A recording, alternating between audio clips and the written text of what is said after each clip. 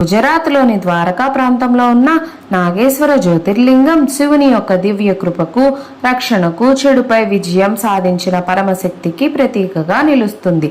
ప్రాచీన కాలంలో పాములతో, విషప్రాణులతో నిండిన ఓ ఘనమైన అడవిలో సుప్రియ అనే శివభక్తురాలు నివసించేది.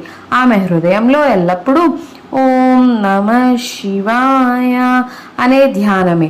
ఆ అడవిని దారకుడు అనే క్రూర రాక్షసుడు పాలించేవాడు. అతడు మాంత్రిక శక్తులతో ప్రయాణికులను బంధించి తన కారాగృహంలో నిర్బంధించేవాడు. ఓ రోజు సుప్రియ మరియు సహప్రయాణికులు దారకుడి సైనికుల చేతిలో చిక్కిపోయారు.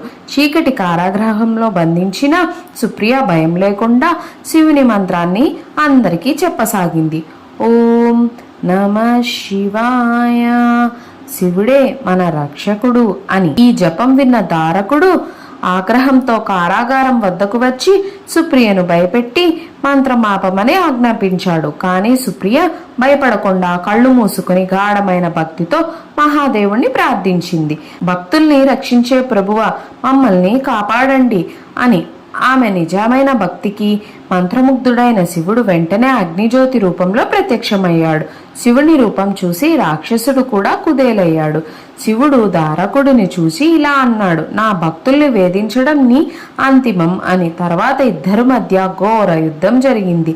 దారకుడు తన మాంత్రిక శక్తుల్ని ఉపయోగించిన శివుని దివ్య శక్తి ముందు అవన్నీ విఫలమయ్యాయి. చివరికి శివుడు దారకుడి దుష్ట శక్తిని నశింపజేసి సుప్రియతో పాటు అందరి ప్రాణాలను రక్షిస్తాడు. యుద్ధం అనంతరం అక్కడే శివుడు ఒక జ్యోతిర్లింగం రూపంలో ప్రత్యక్షమవుతాడు. తద్వారా ఆ ప్రాంతం శాశ్వత పవిత్ర క్షేత్రంగా మారుతుంది.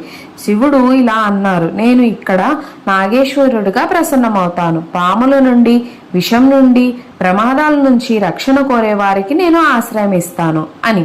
అప్పటి నుంచి ఆ స్థలం నాగేశ్వర జ్యోతిర్లింగంగా ప్రసిద్ధి చెందింది.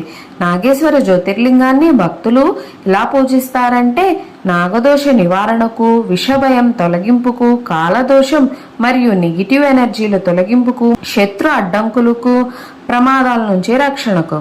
శివుడు ఇక్కడ పాములకు అధిపతిగా దర్శనమిస్తాడు. భయాలన్నిటి మీద విజయం యొక్క సంకేతం.